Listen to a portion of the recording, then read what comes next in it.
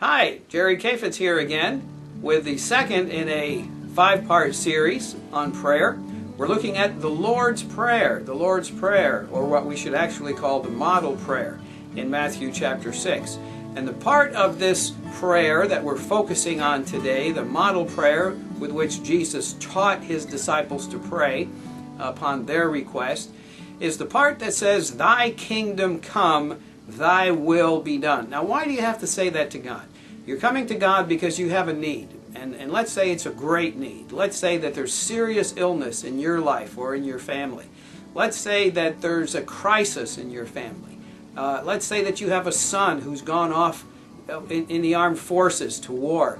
And this is a serious matter. So you're coming to God for one purpose, and that purpose is to bring the results that you want to this prayer. So why do you have to say, God, thy kingdom come, thy will be done? Well, what you're doing, this goes along with what we talked about in the first part, where you say, hallowed be thy name, giving God his due. This is a continuation of that here. You're continuing to give God his due.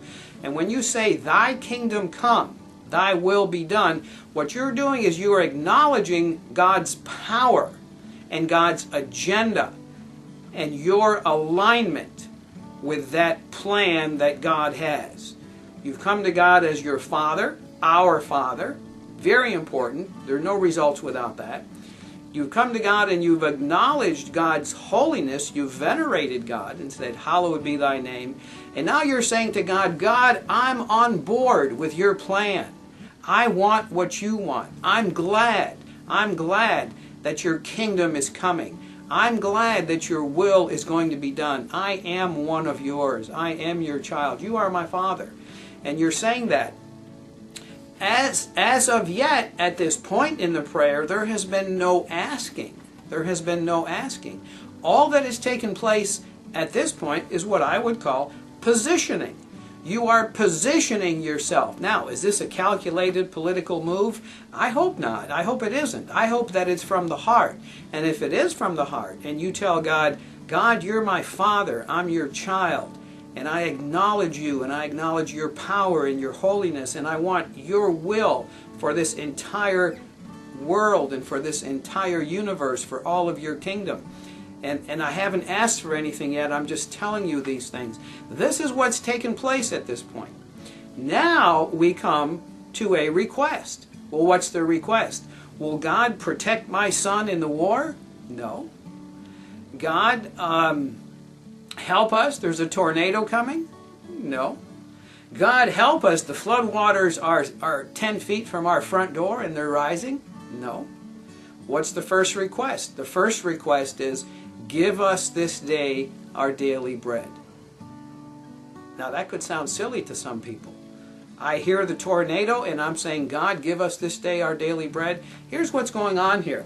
What Jesus is saying is, you acknowledge to God that the most basic of your needs come from Him.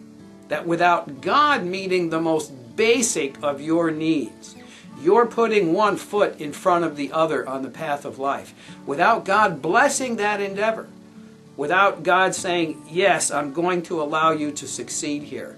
Yes, I'm going to allow you to have a loaf of bread on the table. Without that, there is no fulfillment of the desires of life.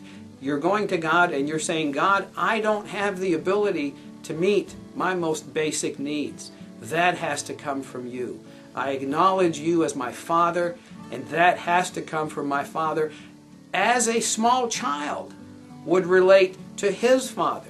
There's no loaf of bread. There's no baby bottle. There's no formula. There's no tricycle for that child without the father saying, here, this is for you. And what we're doing at this place in the Lord's Prayer is we're acknowledging a dependency on such a fundamental, basic level that we want God to understand. We don't come to you with a great list of our abilities and assets. We come to you with a need, and that need is the most basic of needs. So there we go. This is number 2 in a 5-part series, and we'll talk some more. Thank you for watching this video. I hope you'll watch the rest of them. I'm Jerry Kafitz. Thank you.